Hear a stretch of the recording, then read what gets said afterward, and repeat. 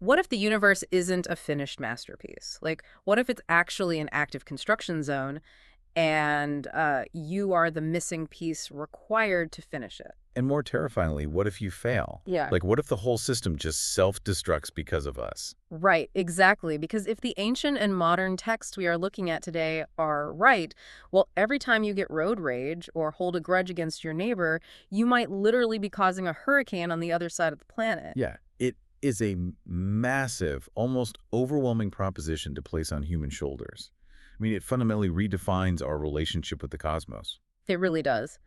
So today, welcome to our deep dive. We are stepping inside a highly complex philosophical worldview based on Daesoon Jinrikyo theology, alongside some related academic research on Eastern philosophy. And just to be clear right up front, we aren't taking any theological or political sides here.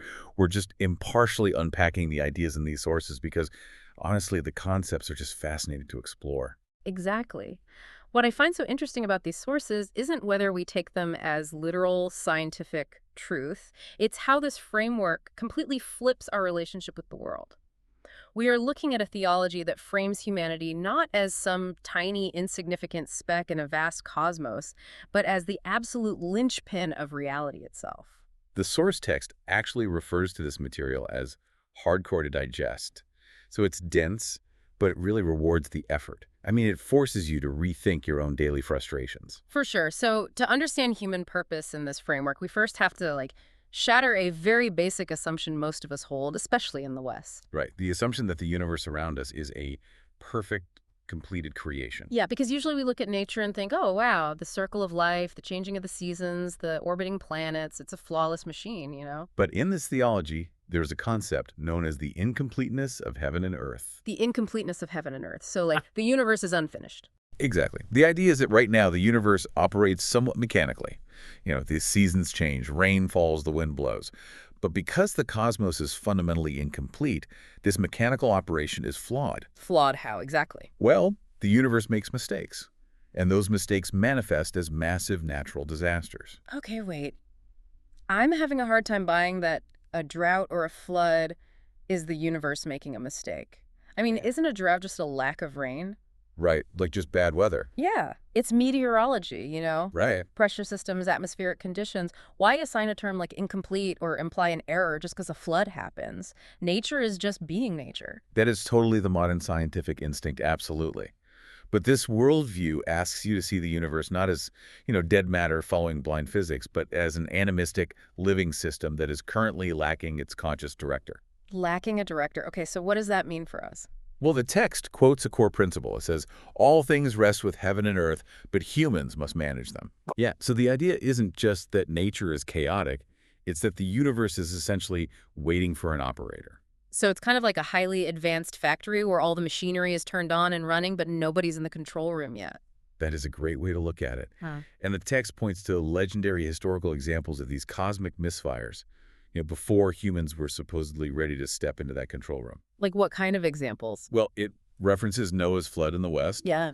and then from Eastern history, the legendary 9-year flood during the era of emperors Yao, Shun, Yu, and Tang. A 9-year flood. That's insane. Right. We are talking about cataclysmic generational trauma caused by weather. And there's also the devastating 7-year drought during the Shang dynasty of King Tang. So these aren't viewed as just bad weather cycles. No, not at all. They are viewed as the horrific grinding of gears in a machine that doesn't have a skilled conductor. Okay, so if the universe is a machine running without a conductor, and humans are basically cosmic toddlers who aren't ready to run the control room yet, who is managing the weather and the cosmos right now, someone has to be flipping the switches, right? According to the text, the spiritual realm is currently managing the mechanical operations of the universe. The spirits are doing the heavy lifting. Okay, the spirits. But they have a massive fundamental blind spot. The text refers to this as the calamities of spirits and humans. A blind spot in the spirit realm. What could a cosmic spirit possibly be missing? They lack physical bodies. Oh. Yeah. Ooh. The spirits manage the climate and the natural world flawlessly in pure theory. They understand the blueprints of the universe better than anyone. Okay, and this is where the source material uses that brilliant analogy, right? It compares these spirits to a celibate priest giving marriage advice. Exactly. It's such a perfect comparison.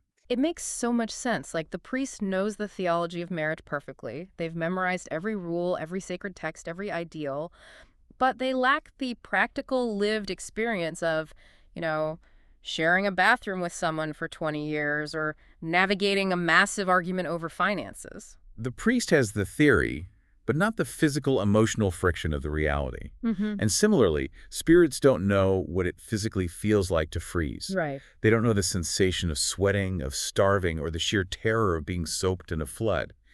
They entirely lack physical empathy. So it's like a software beta test where the developers understand the code perfectly, but they've never actually tried to use the app on a freezing cold phone with frozen fingers. Yeah, and this lack of physical empathy has devastating consequences for you and me.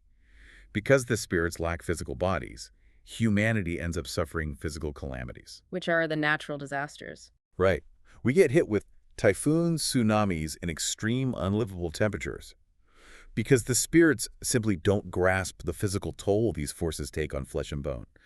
They are turning the cosmic dials without realizing the delicate nature of the human body. They're turning up the cosmic thermostat without realizing we are down here roasting. Exactly. But this is where the text gets really dark. Because humans don't just sit there and take it.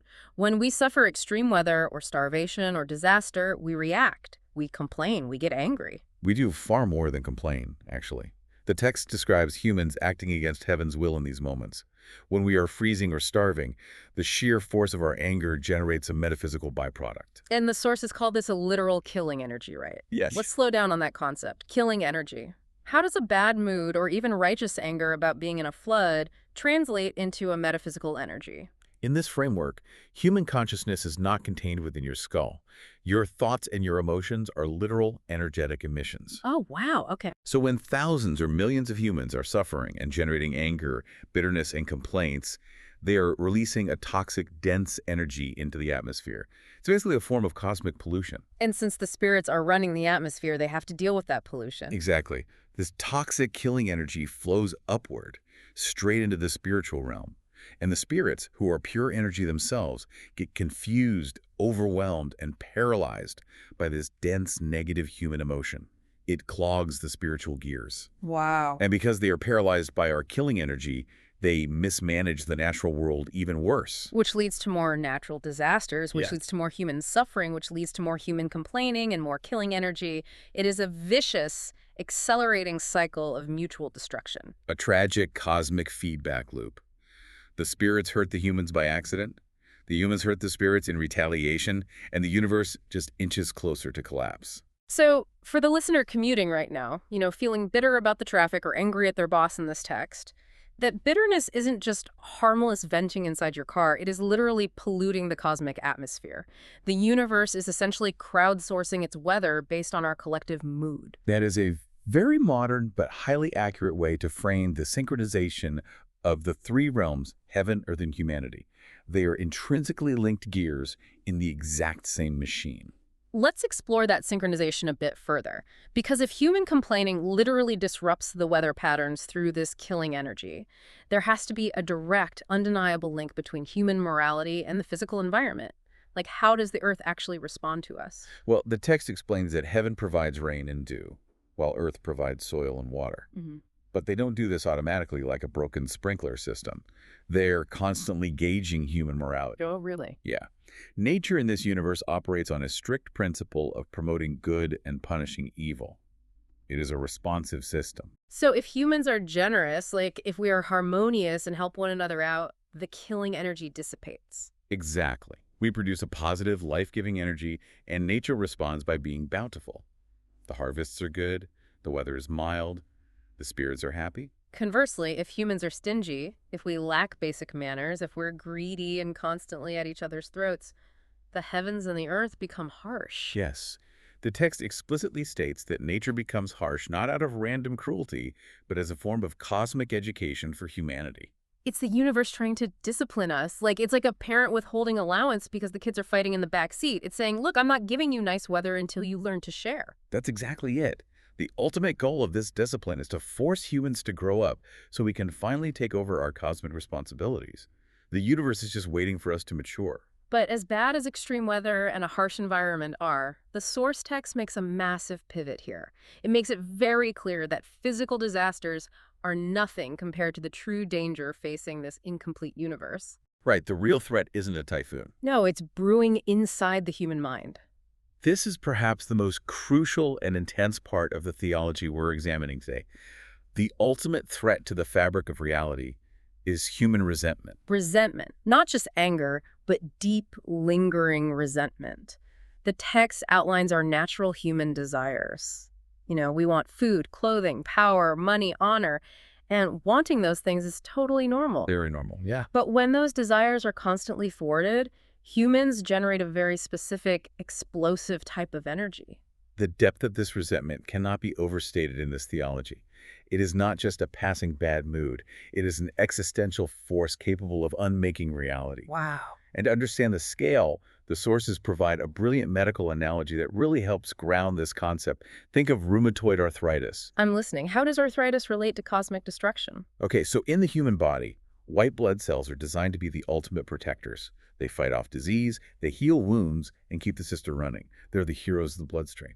But in a person with a condition like rheumatoid arthritis, those white blood cells get confused. The immune system misidentifies the threat. It turns around and attacks the body's own healthy tissues, the joints, the organs. So the protectors become the destroyers? Exactly. And in this cosmic framework, humans are the white blood cells of the universe. We are the unique entity specifically designed to protect, manage, and complete heaven and earth. Okay, I see where this is going. But when we become infected with deep, unresolved resentment, we experience a cosmic autoimmune failure. We take our immense spiritual power and we unknowingly turn it against the system. We attack and paralyze the very cosmos we were created to save. That is incredibly heavy. We are the immune system turning on the host body. But I want to introduce the other analogy the text uses because I think it really ramps up the stakes. Oh, the nuclear one. Yeah, think of like nuclear energy. A human who correctly fulfills their cosmic duty, who grows up and takes responsibility for the universe, is like a nuclear power plant. They generate the steady, life-giving energy required to complete the universe. Right, a controlled vital force. But a human consumed by thwarted desires and resentment, they are a nuclear bomb. They have the exact same raw material, the same spiritual power, but it has turned explosive. They are entirely capable of annihilating the cosmos. It's a terrifying image. It is. And here is the truly terrifying part from the text. This resentment doesn't just die when your physical body dies. It isn't buried in the grave. It reincarnates. Yeah, it spreads across generations like a virus in the collective unconscious. So it just keeps building. Yes, and the text traces this concept historically to show just how deep it goes.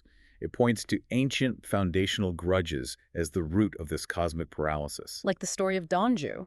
Exactly. A primary historical example given in the theology is the original resentment of Donju, who was the son of the legendary Emperor Yao. Let's talk about Donju for a second because this story perfectly illustrates how a personal grievance scales up to a cosmic disaster. Emperor Yao is this legendary, revered figure in ancient Chinese history, famous for his pure virtue. And Yao did something unprecedented. Instead of passing his absolute power and the throne down to his son, Donju Yao looked at Donju and decided his son wasn't virtuous enough to rule. Ouch. Right. So Yao passed the throne to a commoner named Shun, who was renowned for his filial piety. Which, for the kingdom, was a beautiful moment of meritocracy. The best man got the job. But for Donju, imagine the humiliation. The profound humiliation, the thwarted ambition, the sheer loss of power and face. According to the text, Donju's immense resentment over being passed over by his own father didn't just fade into history as a footnote. It acted as a metaphysical seed. Yes, a seed of resentment that gets planted in the soil of the human condition. And that ancient resentment reincarnates. It finds new hosts, it spreads, and it multiplies across thousands of years of human history. That's wild. So it just compounds over time. Exactly. Every time someone is passed over for a promotion, every time someone is unjustly imprisoned, every time a class of people is oppressed, Donju's original resentment resonates and grows. It builds up in the spiritual atmosphere until it becomes so powerful and so toxic that it literally terrifies the spirits. Imagine being a cosmic spirit trying to manage the complex weather systems of Earth, and you are just absolutely paralyzed by a 4,000-year-old human grudge radiating up from the ground, multiplied by billions of angry people. It creates total systemic gridlock. The universe simply cannot move forward. Which brings us to the ultimate question of this theology.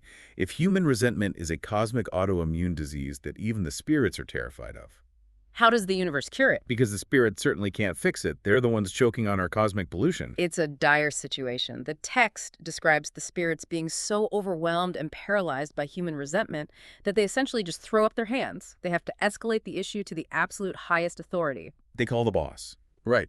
They plead to the supreme God in the ninth heaven for salvation. The ninth heaven. Let's clarify that for the listener, too. This isn't just, up in the clouds.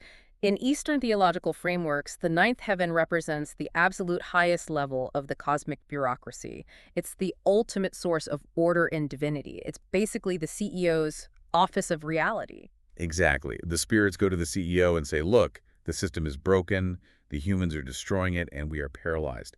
And the intervention that comes down from the ninth heaven is the ultimate prescription for the universe. It is the principle of Heiwan Sang Sang.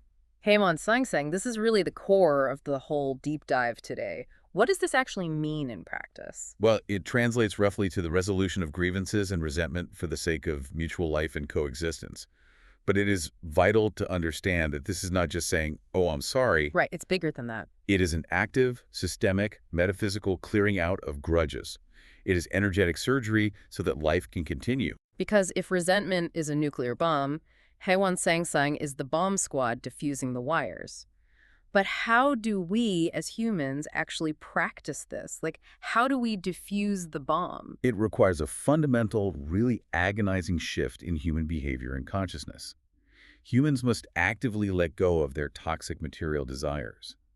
But more importantly, the text insists we have to stop blaming others for our unfulfilled ambitions. We have to stop blaming our ancestors, our society, our nation, or our socioeconomic circumstances, even if that blame feels completely justified. And that is the hardest part. Justification doesn't matter to the cosmos. Every time you blame someone else, even if they truly wronged you, you are feeding the loop. You're adding more killing energy to the cosmic atmosphere. Exactly. The only way to save the incomplete universe is to swallow that justification and clear the grievance entirely. So by refusing to hold a grudge, you are essentially purifying the spiritual atmosphere. You are letting the spirits breathe again so they can do their jobs, and you are preparing humanity for the next stage. Yes, because only by clearing this deep-seated generational resentment can humanity usher in what the text calls the era of human nobility. The era of human nobility, that sounds like the moment we finally graduate from being cosmic toddlers, the moment we get handed the keys to the control room. It really is the ultimate endgame of this theology. It's the era where humans finally step up, take responsibility, and finish constructing the universe. The text refers to this ultimate moment as the recreation of the three realms. Wow. It's the transition from an incomplete, deeply flawed, mechanically unstable universe to a perfected, human-guided reality where heaven, earth, and humanity exist in total conscious harmony. So to wrap up this deep dive, let's just remind you, the listener, of the immense cosmic weight this philosophy says you are carrying around every single day. In this framework, you aren't just a passive passenger on a rock spinning through a cold, dead universe. You are the driver the universe has been desperately waiting for. The text even redefines the human body itself. It explicitly states that your physical body isn't just meat and bone. It is a tool for the Tao. The Tao being the fundamental flow and operating system of the universe. Yes. Your body is a sacred instrument meant for spiritual cultivation and the active management of reality itself. Not a weapon to harbor grudges, but a tool to fix the universe. Which leaves us with a final, I think, very provocative thought to mull over as we close. Yeah, if these texts are pointing to a deeper truth, if our inner resentment literally shapes the weather, paralyzes the spirit world, and threatens the very fabric of an incomplete universe, then how much unimaginable, world-altering cosmic power is contained in a single, simple act of true forgiveness? The next time you find yourself wanting to complain about the rain ruining your weekend or holding a bitter grudge against a coworker for a slight in a meeting, remember this perspective. The entire universe might just be watching, holding its breath, waiting for you to grow up, let it go, and finally finish the job.